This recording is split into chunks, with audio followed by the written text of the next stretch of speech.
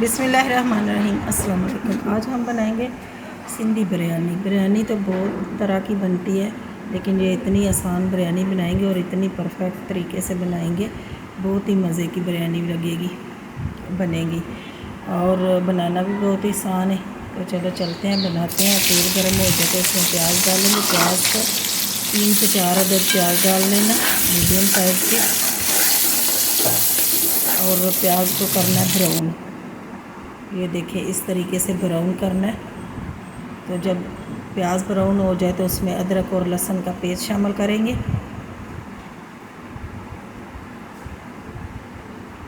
तो साथ ही थोड़ा सा पानी भी डाल दें ताकि प्याज जो है ना वो मज़ीद जले नहीं और इसका जो है ना कलर वो निकल आए। ये देखें इस तरीके से प्याज जब लहसुन और अदरक फ्राई हो जाए तो उसमें टमाटर और हरी मिर्च ये शामिल कर देंगे। तो अब इसको भून लेंगे और इसमें डाल दिए थे मैंने आलू डालते वक्त नहीं दिखाए, आलू को भी साथ ही डाल लेना और साथ हो सके तो थोड़ा सा नमक भी डाल लेना और थोड़ा सा नमक डालना मसाले में, बाद में चख के और डाल लेना। तो आलू जब हमारे भुन जाए इस तरीके से, मसाला तेल छोड़ जाए और टमाटर भी हमारे सारे भुन जाए, तो उसमें साथ हम डाल देंगे चिकन और ये मसाला भी डाल देंगे साथ ही। सिंधी बिरयानी पैकेट मसाला है ना, ये भी साथ ही डाल देंगे। थोड़ा सा पानी शामिल कर लें और तेज़ पत्ते 2 से 3 अदद ये भी शामिल कर लें और थोड़ा सा पानी डाल के तो इसका मसाला भुने।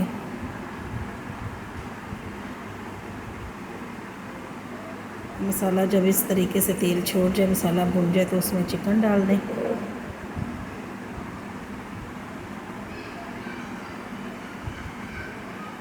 और आलू और चिकन को भी पका लें, भून लें। ये चिकन भी अपना पानी छोड़ेगी और थोड़ा सा छटाप लगा लें।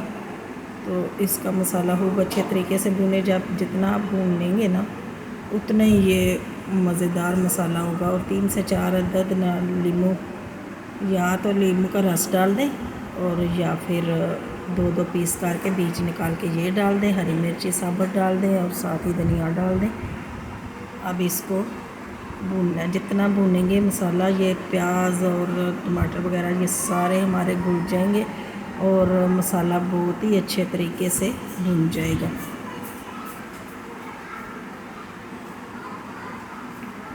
ये देखिए मसाला हमारा भुन चुका। अब इसमें थोड़ा सा हम पानी डाल के ऊपर से ढक देंगे ताकि हमारे आलू और ये जो चिकन है ना ये हमारी गल जाए।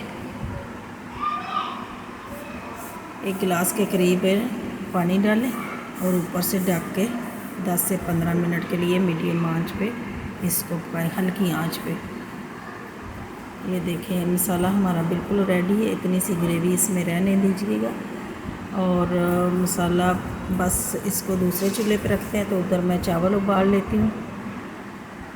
पानी में नमक डाल के उबाला हुआ था, उसमें डाल दिए थे चावल और अगर आपके पास सिरका है तो वो डाल लें, अगर सिरका नहीं है तो 1 अदद लीमू इसमें निचोड़ दें। इससे क्या होगा कि चावल बहुत ही लंबे हो जाएंगे और अच्छे बनेंगे, जुड़ेंगे भी नहीं।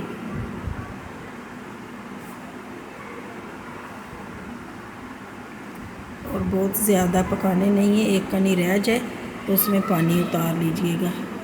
ये है जी मसाला, बिल्कुल दम वाली फ्लेम पे रखा हुआ था। अब इसके ऊपर हम डाल देंगे चावल उबले हुए। जो एक कनी रह गई है, बहुत ज़्यादा गलाए नहीं है, तो छन्नी की मदद से आप ऊपर चावल डाल लें या फिर चावलों का सारा पानी निकाल लें।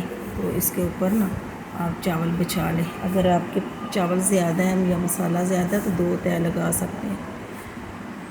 ये ऊपर से बराबर करके ना चावल, तो ज़र्दा रंग ऊपर डाल लीजिएगा और थोड़ा सा ना 3 से 4 चम्मच जो चावलों का पानी होता है ना वो इसमें डाल लेना, क्योंकि ये ना चावल इससे गल भी जाएंगे और अच्छे बनेंगे, सूखे सूखे नहीं रहेंगे।